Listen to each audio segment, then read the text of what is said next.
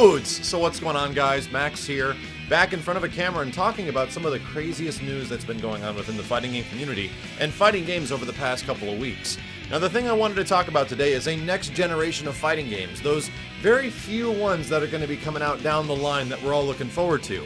There's not many fighting games on the horizon for 2013 and especially 2014, but there is some stuff that we can get excited about. One of those games is Guilty Gear Xrd. Or Xrd. Or Zerd? Maybe it's Crossroad. Either way, the next Guilty Gear looks pretty freaking cool. And even better, there's location tests going on in Japan right now for the latest build of the game. Now, we already know a lot of the characters that are going to be in it. There were already 4 revealed in the initial trailer that we got a sneak peek at not too long ago, and I never got to make my initial impressions to that, but dude, I'm really looking forward to the next generation of Guilty Gear. The fact that it looks like they're rebooting Guilty Gear in some way is, in my opinion, what it really needs. Some other fighting games might actually follow suit to this, and I hope they do.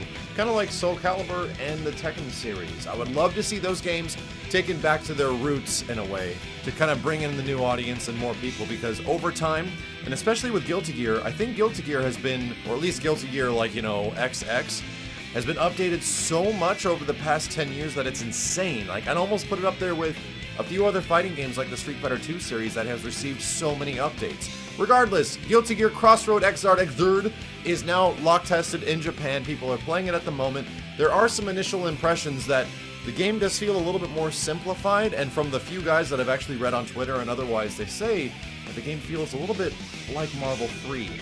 I don't know exactly what I can think about that. I hope that's not directly true, but this is the reason they have location tests, so they can get people that have a pure understanding of fighting games and a huge variety of fighting games to play out the game and tell the developers how they think it's going. So it's really a good thing. What I also wanted to talk about is the latest characters that were revealed. There were 4 brand new characters that were revealed for Guilty Gear Xrd. Well, they're not brand new, they're existing classic characters. Those characters are Chip, May, Venom, and Potemkin. A few of them look fairly similar to the previous Guilty Gear versions, but one stands out so much more than the others, and oh my god, what in the holy hell happened to Potemkin? He looks like freaking Panzerfaust from Skullgirls. It's absolutely freaking crazy how much of an insane redesign this character had. A lot of the other characters do look a little bit different than previous Guilty Gear games, which I don't really mind as much. It's more of a style thing and not as much as a complete, huge redesign. But holy crap, dude, Potemkin, kind of crazy. He looks a little freaking insane. Now I'm kind of interested to see what his playstyle is going to be like, if it's going to be the exact same as the old character and stuff like that. I wasn't the biggest guy into the Guilty Gears past, like Guilty Gear XX, but I really loved those games. Between Guilty Gear X, the original Guilty Gear on PlayStation, and Guilty Gear XX on PlayStation 2. Yeah, dude, those games hold a really good bunch of memories for me as far as like really good core 2D fighting games. Believe it or not, all these characters will look like this in-game and will be fully 3D, as you can see from a little bit of the trailer.